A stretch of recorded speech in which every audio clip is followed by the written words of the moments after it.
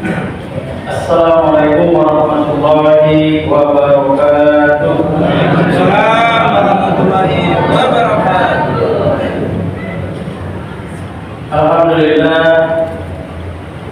Alhamdulillahilladzi arsala rasulahu bil huda wa dinil haqq liyuzhirahu 'ala ad-dini kullihi wa kafaa billahi shahida.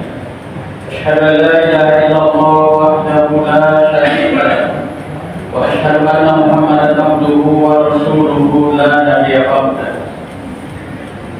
وقال الله تعالى في كتابه الكريم أعوذ بالله من الشيطان الرجيم بسم الله الرحمن الرحيم وليخشى الذين لو تركوا من خلفهم ذرية ضعافا خوفوا عليهم فليتقوا الله وليقولوا قولا سديدا.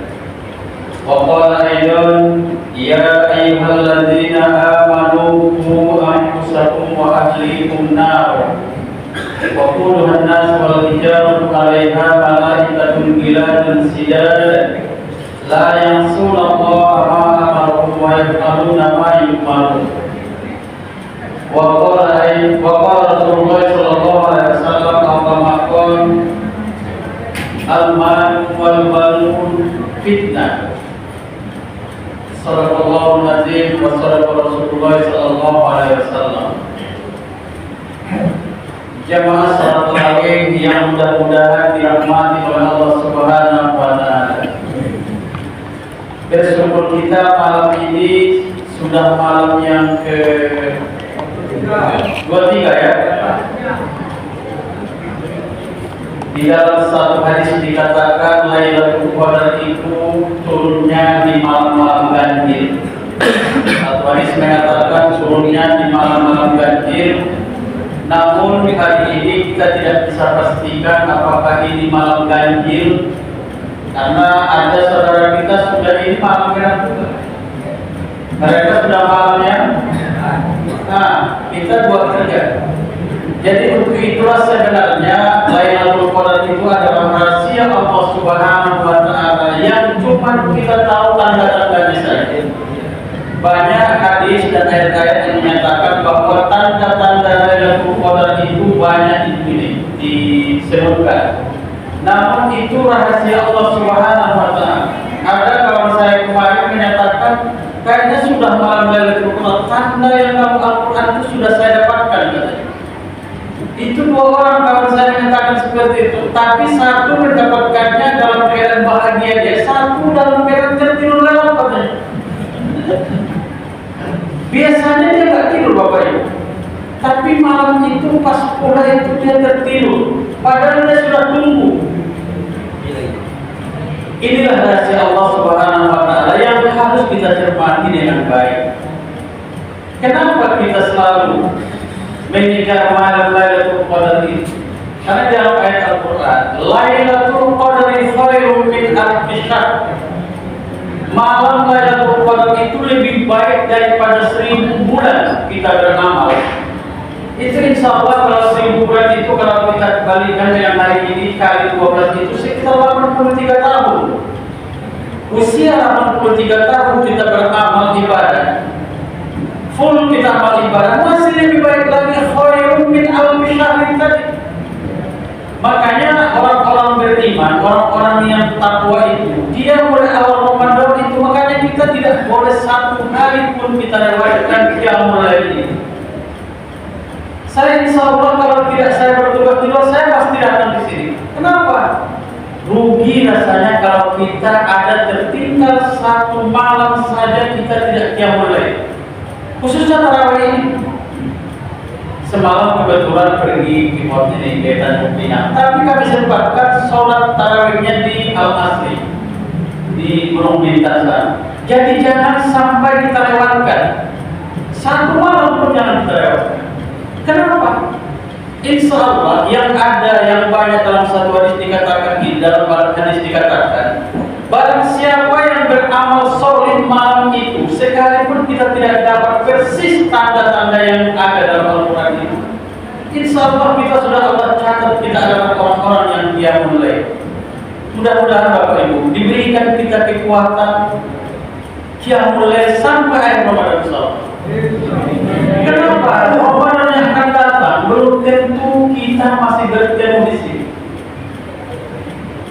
ini banyak saudara-saudara kita tahun lalu masih ikut dengan kita, tahun ini nggak bisa ikut lagi. Bahkan tahun lalu dia masih ikut, hari ini dia sakit terbunuh di rumah sakit. Saya kemarin baru melihat kawan saya di rumah sakit, Pak Ali.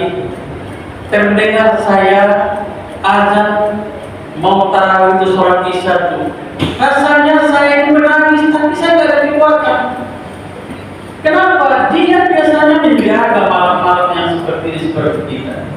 Untuk itu Bapak, Ibu, sisa-sisa usia kita ini, kita perbanyak untuk beramal soleh. Insya Allah, kalau kebiasaan kita kebiasaan baik, Allah akan catat kita jadi orang-orang baik.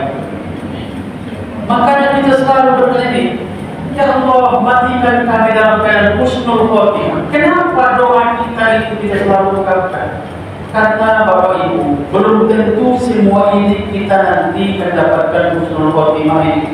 Karena begitu banyak namanya goncangan kematian itu, akan ada orang yang baik tapi nanti dengan godaan-godaan itu bisa kita dapat. Makanya Allahumma khtim alaina ya Allah bi husnil khotimah. Wala tahtim alaina ya Allah bisu'il khotimah. Ya Allah, jadikanlah akhir hayat kami dengan sebaik-baik akhir kehidupan. Dalam ayat, dalam hadis yang lain, man qala la ilaha illallah fi akhir hayatihi dakhala jannah. Banyak redaksinya. Barang siapa yang bisa mengucapkan kalimat la ilaha illallah dakhala jannah. Kenapa kita selalu mentalkinkan orang-orang yang menjelang kematian? Karena begitu besarnya goncangan kematian itu, menjelang kematian itu. Sakaratul maut itu artinya goncangan kematian.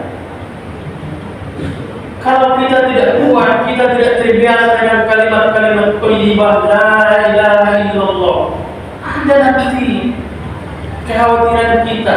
Makanya Nabi katakan lakinu mautakum, talkinkan menjelang kematian orang-orang yang mau mati itu tujuannya sebenarnya. Kenapa? Karena begitu besarnya goncangan kematian itu. Sakaratul maut itu artinya goncangan kematian. Makanya insya Allah kita perbaiki, kita selalu berbuat kebaikan, kita berbuat amal soleh kita ini enggak sia-sia Bapak Ibu. Enggak ada yang sia-sia amal yang kita laksanakan seperti ini. Makanya sungguh-sungguh kita datang masjid ini, kita makmurkan. Ini karena bekal kita nanti menghadap Allah Subhanahu wa Ta'ala. Betapa banyak hari ini saudara-saudara kita yang sudah mendahului kita, hanya amal kebaikannya yang kita ingat. Orang tua kita yang sudah tidak ada, kirimkan doa kepada orang-orang ini, karena kita ini adalah orang-orang yang memang dianggap anak yang soleh. Siapa itu anak soleh? Yang selalu dan selalu mendoakan kedua orang tuanya di kala hidup atau sudah mati. Makanya hakul waladi ala walidihi, kewajiban orang tua terhadap anak-anaknya itu salah satu itu. Wa yu'allimuhumul kitab, memberikan pendidikan yang baik terhadap anak-anak kita. Kewajiban kita. Kapan itu nanti kita rasakan bagaimana pentingnya anak-anak yang soleh yang mendoakan kita? Hari ini banyak orang tak mau mendoakan orang tuanya. Kenapa? Tidak ada tempatnya. Sholat pun tidak. Mudah-mudahan hari ini kita ini adalah orang-orang yang berbakti terhadap orang tua kita. Doa kita, Allahumma ighfir lana dzunubana wa liwalidayna warhamhuma kama rabbayani shaghir. Doa yang ini kita sukakan. Sudah cukup buat orang tua kita yang sudah terbujur di lihat lahat sana untuk bisa membuat dia nanti ketawa, dia bahagia dari Allah kiriman. Ada satu cerita, saya cerita sedikit, 5 menit. Ada satu cerita, orang kaya yang dia itu ingin dia dikuburkan, dimakamkan itu. Ada ini apa? Yang menjaga dia di dalam kubur, Pak. Memang ini dia, mengikuti dia. Kalau banyak ini, ada aja orang, Pak. Di dibuat sayembara. Siapa yang mau menemani saya nanti seminggu yang pertama itu di dalam kubur? Dibuat sayembara. Ternyata lama-kelamaan ada orang salah satu yang mau menemani digaji dengan sangat besar tentunya. Masuk ke kubur. Apa yang terjadi ternyata? Hari pertama saja ketika banyaknya pertanyaan bukan penyakit itu di sana. Bukan yang takut mayat itu, yang hidup saja takut pada pertanyaan-pertanyaan itu. Kenapa? Semua amal ibadah kita akan diperhitungkan, semua harta kita dihisab. Nanti di sana akan ditanya, kalau harta ini dari mana kamu dapatkan dan kemana kamu dapatkan?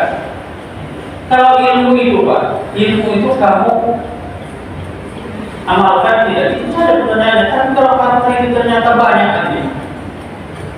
Saya tidak selalu mengatakan kalau harta itu tidak penting. Harta itu Pak penting Pak. Tapi ternyata harta itu menjelang kematian kita saja sudah terputus kita dari sana.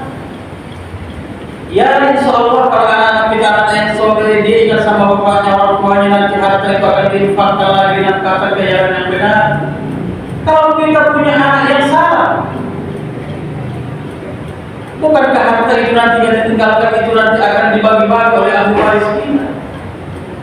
Makanya orang-orang berpahat itu orang-orang beriman itu dia tidak menafkahkan hartanya untuk anaknya begitu dia meninggal. Dia lebih kepada ilmu yang dia berikan terhadap anak-anaknya. Kita baca sejarah-sejarah alim-alim ulama itu bukan harta yang ditinggalkan untuk anak-anaknya, keturunannya. Tapi saya tidak bilang jangan tinggalkan harta. Karena jangan pernah meninggalkan anak kita dalam keadaan miskin dan papa juga. Kenapa? Anak-anak kita, Pak, generasi kita yang kita harapkan nanti doa-doa mereka ketika kita sudah tidak ada. Makanya kalau orang-orang bijaksana selalu mengatakan, ikmal dunia kataan nama tamisu abada. Berbuatlah bekerja untuk dunia seolah-olah kamu hidup selamanya. Wa'mal li akhiratika ka'annaka tamutu abada. Dan berbuatlah beramallah untuk kebaikan akhiratmu seolah-olah kamu mati besok. Ketika mati besok itu berarti kan sedikit persiapan kita. Untuk itu hadirin, mudah-mudahan nasihat kepada diri saya sendiri dan nasihat kepada kita semua, carilah harta yang banyak, tapi jangan lupa di sana ada hak-hak orang miskin dan fakir miskin, fuqara. Dan di sana ada fakir-fakir miskin yang membutuhkan zakat kita. Kita disuruh kaya, tapi kekayaan kita tentu harus lebih banyak kita nafkahkan kepada kebaikan agama Allah. Karena nanti insya Allah semua kita akan tercengang dengan apa yang kita amalkan hari ini. Ketika pahala sedekah kita nanti Allah perlihatkan. Hari ini karena tidak Allah perlihatkan pahala sedekah yang kita berikan. Memberikan perbukaan berpuasa saja untuk orang yang berpuasa lebih banyak nikmatnya nanti kita beri. Bahkan kalau siapa yang memberikan perbukaan segelas air kepada orang yang berpuasa, dia akan mendapatkan pahala seperti pahala puasa orang-orang yang puasa yang kita berikan berbuka tanpa mengurangi pahala puasa orang yang kita berikan. Bapak-bapak, ibu-ibu, Ramadan ini bukan Ramadan yang terakhir buat kita. Selalu harus kita lakukan seperti itu supaya kita semangat untuk beramal ibadah kepada Allah Subhanahu wa Ta'ala. Buat Ramadan ini Ramadan terbaik selalu dalam hidup kita di kanan. Kalau kami insya Allah yang selalu keliling-keliling ini, saya kalau tidak keliling saya di sini. Ini jadwal saya hari ini karena tadi Ustaz Zulkifli bilang dia nggak bisa datang, insya Allah saya di sini. Mudah-mudahan Bapak Ibu apa yang saya sampaikan ini menjadi renungan buat kita semua. Al-malu wal banuna zinatakum, al-malu wal banuna fitnah. Harta dan anak-anak itu menjadi perhiasan harusnya buat kita semua. Dan jangan sampai harta dan anak-anak kita itu menjadi fitnah buat kita, ujian yang tidak bisa kita pertanggungjawabkan di sisi Allah Subhanahu wa Ta'ala. Mudah-mudahan Bapak Ibu, Ramadan sudah menjelang akhir. Mari kita perbanyak lagi Perkuat lagi ikatan pinggang kita untuk beramal ibadah. Bangunlah tengah malam, baca Al-Quran itu mudah-mudahan ketika yang Allah janjikan lebih baik daripada 1000 bulan kita beramal, kita dapat naik. Kalau dan tanda-tandanya kita tidak dapatkan, yang penting kita beramal soleh. Yang terakhir pesan saya, kalau mau tidur berwuduklah kita menjelang tidur itu waktunya. Kadang-kadang kita ke kamar mandi juga, tapi nggak berwuduk. Jadi usahakan supaya kita selalu dalam keadaan tidur itu berwuduk. Kalau batal pada saat tidur kita itu Allah yang tahu. Tapi mudah-mudahan itu adalah tanda-tanda amalan-amalan orang-orang baik. Ulama-ulama besar itu dia tidak pernah batal wuduknya. Kalau batal wuduknya berarti dia berwuduk lagi dia. Makanya kita yang laki-laki ini memang perlu kita menjaga pakaian kita. Kemana-mana kita kalau bisa wuduk jangan sampai wuduk. Saya selalu usahakan batal wuduk lagi. Batal wuduk pasti batal Pak. Tapi insya Allah, kenapa amalan-amalan orang-orang soleh itu sedikit-sedikit tentu perlu kita tiru dan kita amalkan. Ada orang Pak, nggak pernah batal wuduknya, Pak, itu seperti itu. Ternyata kebaikannya luar biasa. Allah banyak cerita dalam ayat lain sebenarnya tentang amal-amal soleh yang kita buat, namun kita tidak tertutup kemungkinan kita orang-orang yang soleh di hadapan Allah Subhanahu wa Ta'ala. Melalui pesan Ramadan tahun ini saya juga berpesan kepada kita semua, mari kita didik anak-anak cucu kita untuk selalu dekat kepada Allah Subhanahu wa Ta'ala, karena nanti yakinlah kita nanti akan butuh bantuan dia. Anak yang soleh dia dan murah itu adalah ciri-ciri nanti orang tua yang berbahagia di dunia ini. Saya yakin kita punya anak semua, dijadikan anak-anak kita itu yang bisa nanti penolong buat kita di yaumil akhir. Mereka masih muda-muda, mati kita nanti duluan, mereka mendoakan kita. Insyaallah itulah harta yang paling berharga buat kita. Bapak Ibu berbanyak